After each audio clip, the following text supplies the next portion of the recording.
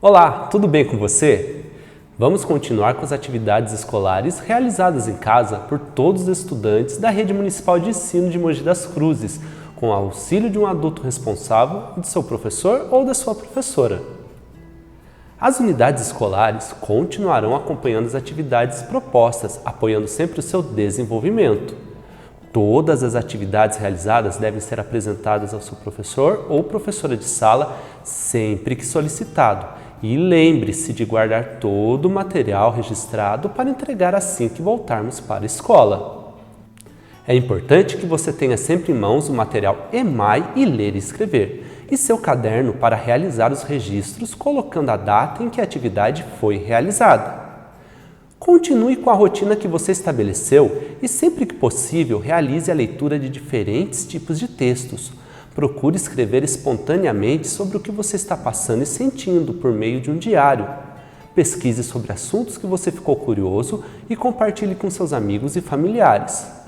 Você também pode realizar desenhos, dançar, cantar e brincar dentro de casa. E lembre-se, as orientações dos componentes de matemática e língua portuguesa são apresentados em videoaulas e roteiros diferentes para que facilite o seu entendimento. Além disso, as videoaulas são elaboradas para que você tenha tempo de realizar as atividades durante toda uma semana. Portanto, realize uma atividade por dia. Assim, você poderá manter um bom ritmo de estudos. Você está preparado para mais uma semana de estudos? Então vamos lá! Atividade 20.1. Nesta atividade, iremos continuar nossa conversa sobre resolução de situações, problemas e análise de gráficos. Você lembra para que serve um gráfico de colunas? Os gráficos de colunas são úteis para mostrar alterações de dados durante um período ou para ilustrar a comparação entre itens. Nos gráficos de colunas, as categorias são geralmente organizadas ao longo do eixo horizontal e os valores ao longo do eixo vertical. Na página 27 de seu livro de atividade, na atividade 1, iremos conhecer o professor Paulo, que é muito preocupado com as questões ambientais. Ele controla o gasto de combustível que usa para abastecer seu carro e elabora gráficos para analisar o gasto. Vamos observar o gráfico que o professor Paulo elaborou. Responda. Qual o título e a fonte desse gráfico? O que mostra o gráfico na atividade? A. Em que mês o professor usou mais gasolina? Quantos litros? B. Em que mês Paulo usou menos gasolina? Quantos litros? C. Quantos litros de gasolina ele utilizou nesse trimestre? D. Quantos litros a mais Paulo utilizou em janeiro e comparação ao mês de fevereiro? Agora você irá retornar ao gráfico e observar os dados para responder cada item. Pense nos procedimentos utilizados para responder as questões e os resultados registre-os no seu livro. Atividade 20.2. Nesta atividade, vamos utilizar os procedimentos de resolução de problemas que vimos em nossos estudos anteriores. Iremos observar a aula do professor Paulo, onde ele aborda a questão da importância de se economizar água. Mas antes de irmos para a situação problema, responda. Como podemos usar a água de maneira consciente? Quanto tempo você gasta no banho? Já ouviram falar da Sabesp? Sabesp é a sigla da Companhia de Saneamento Básico do Estado de São Paulo. Ela controla o abastecimento de água e o saneamento básico do Estado. Vamos agora verificar esta atividade. Abra seu livro na página 28 e vamos ler o enunciado da atividade. Atividade 20.2. O professor Paulo comentou com seus alunos que, segundo a Sabesp, Companhia de Saneamento Básico do Estado de São Paulo, em um banho de chuveiro uma pessoa gasta aproximadamente 9 litros de água a cada minuto, com o registro meio aberto. Bom, Agora, para você responder os itens de A a C, você deverá levar em consideração a informação do enunciado. Uma pessoa gasta aproximadamente 9 litros de água a cada minuto. Após a realização das atividades, gostaria que você pensasse na seguinte pergunta: de que maneira você respondeu os itens? Utilizou desenhos ou operações? Para o item D, você precisará de uma conta de água para consultar e anotar o consumo mensal da sua casa. Atividade 20.3. Esta atividade explora a leitura de dados apresentados em uma tabela simples e a resolução de situações-problema utilizando os dados desta tabela. Iremos observar outra aula do professor Paulo. Nesta aula, ele vai tratar sobre o tema Tempo de decomposição do lixo. Você sabia que a decomposição do lixo orgânico é relativamente rápida na natureza? Já os materiais produzidos pelo homem podem demorar vários anos para se degradar no ambiente. Isso é um grave problema, uma vez que muitos desses produtos afetam diretamente o ambiente, poluindo e causando danos a todos os seres vivos. Caso você tenha dúvida e queira pesquisar também sobre o tema, pode acessar o site abaixo. Abra seu livro na página 29. Vamos ler juntos e observar a tabela que o professor Paulo trouxe para seus alunos sobre o tempo de decomposição de alguns materiais. Tempo gasto pela natureza para a decomposição de alguns materiais. Material, tempo de decomposição. Chicletes, 60 meses. Ponta de cigarro, 24 meses. Palito de fósforo, 24 meses. Casca de frutas, 3 meses.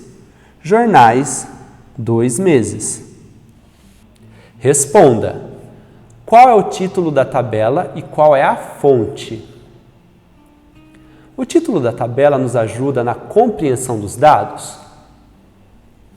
Quantos e quais são os materiais contidos na tabela? Há algum dado que você considerou interessante? Qual e por quê? Para responder os itens de A a E, você deverá voltar à tabela, observar as informações e registrar suas descobertas no seu livro. Atividade 20.4. Na atividade 20.4, vamos conversar um pouco sobre situações-problemas que envolvem a compreensão de medidas de capacidade e produzir escritas que representem o resultado de uma medição. Quando falamos de medida de capacidade, trata-se da quantidade de líquido que cabe em um recipiente, como copo, jarra ou garrafa, por exemplo. Tanto litro como mililitro são muito comuns no nosso dia a dia. Quando a quantidade de líquido é menor que 1 litro, utilizamos o mililitro. Por exemplo, óleo de cozinha tem menos de 1 litro, ele tem 900 mililitros. A latinha de refrigerante comum tem 350 mililitros. A garrafinha de água comum tem 510 mililitros. Então podemos afirmar que o litro é a medida padrão para medirmos a capacidade de líquidos e que o mililitro é utilizado para medir a capacidade menores que 1 litro. Agora abra seu livro na página 30. Nesta atividade vamos verificar algumas medidas de capacidade, como quanto líquido cabe em cada recipiente. Vamos ler juntos o início da atividade. Atividade 20.4. A cantina da escola vende suco em 3 copos de 3 tamanhos. Pequeno com capacidade de 200 ml, médio com capacidade de 350 ml, grande com capacidade de 500 ml. Os alunos da professora Cristina organizaram uma tabela com a quantidade de suco que tomaram na quarta-feira. Vamos observar a tabela que os alunos começaram a construir. Você deverá continuar esta tabela. Consumo de suco na quarta-feira. Alunos, quantidade de copos, quantidade em mililitros. Manuela, 2 copos pequenos, 400 mililitros. Pamela, 1 copo grande. Fernando, 2 copos médios. Fábio, 2 copos médios. Júlio, 1 copo pequeno. Ana Maria, 1 copo grande. Para completar esta tabela, você deverá voltar ao enunciado que traz a medida da capacidade de cada copo. O copo pequeno tem capacidade de 200 mililitros. O copo médio tem a capacidade de 350 mililitros. O copo grande tem a capacidade de 500 mililitros. Agora que você já tem essas informações, complete a tabela. Para responder os itens de A a D, você deverá observar a tabela que acabou de construir, buscar a informação pedida e registrar sua descoberta em seu livro. Atividade 20.5. Nesta atividade, vamos trabalhar um pouco mais com o cálculo mental através do jogo de dominó. Para isso, você deverá recortar o dominó que está no anexo 4 do seu livro. Abra seu livro na página 31. Para esta atividade, você irá precisar convidar um familiar para jogar junto com você. Há jogos que apresentam variações, como o jogo de dominó, envolvendo questões matemáticas. Nesse jogo, se faz necessário o uso do cálculo mental. Mas caso você sinta a necessidade de fazer os cálculos por escrito, combine com a pessoa que vai jogar junto e coloque esta possibilidade em suas regras. Vamos verificar as regras do jogo de dominó que temos nesta atividade. 1. Misture as peças, as quais devem estar viradas para baixo. Cada jogador deve escolher 9 peças. 2. Antes de iniciar o jogo, defina quem começa. 3. O primeiro jogador coloca sua peça sobre a mesa com sua face voltada para cima. 4. O próximo jogador deverá calcular mentalmente o resultado da peça na mesa e colocar em uma das extremidades uma peça com o resultado deste cálculo. 5. Ganha o jogo quem conseguir colocar primeiro todas as peças em jogo. Realize algumas partidas e bom divertimento. Atividade 20.6. A última atividade dessa sequência será um pouco diferente. Chegou a hora de testar o que aprendemos até aqui. Nessa atividade, você irá responder 4 questões de múltipla escolha, que é aquela em que você deve marcar a opção com a resposta correta. Note que essa atividade está em 2 folhas, nas páginas 32 e 33 do seu livro. Para responder as questões, atente-se às dicas que vou dar para você. Leia a pergunta com muita atenção. Destaque com um lápis de cor ou de escrever as informações importantes. Procure resolver o problema da melhor maneira que você sabe, seja com números ou desenhos. Leia as alternativas e marque aquela que é a mesma da resposta que você obteve. Ao finalizar as perguntas, volte e veja se as suas respostas estão corretas. Atenção! Na questão 1 da atividade 20.6, há o seguinte questionamento: quantos brigadeiros foram feitos a mais do que beijinhos? Esta pergunta está errada. O correto é: quantos brigadeiros e beijinhos foram feitos juntos? Faça essa alteração em seu livro. Vou deixar aqui na tela um tempo para que você escreva. Agora sim, encontrará a alternativa correta. Prossiga testando seus conhecimentos e bons estudos. Lembre-se, se tiver alguma dúvida, peça para um adulto entrar em contato com os professores de plantão pelos canais de comunicação disponibilizados pela escola. As videoaulas continuam disponíveis na página do Facebook ou pelo canal do YouTube da Secretaria de Educação de Mogi das Cruzes. Dessa forma, você pode assistir a videoaula quantas vezes quiser e achar necessário. Tire foto das suas atividades e poste nas redes sociais. Nós gostamos muito de acompanhar a realização das suas atividades. Chegamos ao fim das atividades dessa semana. Chegamos também ao fim das videoaulas do ano letivo de 2020. Neste momento, queremos parabenizar e agradecer a você, estudante, e toda a sua família, por toda a dedicação nesses longos meses que passamos juntos. Agradecemos por permitirem que entrássemos na casa de vocês toda semana, para que juntos pudéssemos estudar e prosseguir com as atividades escolares. Nós agradecemos também aos professores, coordenadores pedagógicos, os diretores e todos os funcionários da escola que acompanharam, atenderam presencialmente e pelas redes sociais, entregando, postando, compartilhando e recebendo as atividades escolares.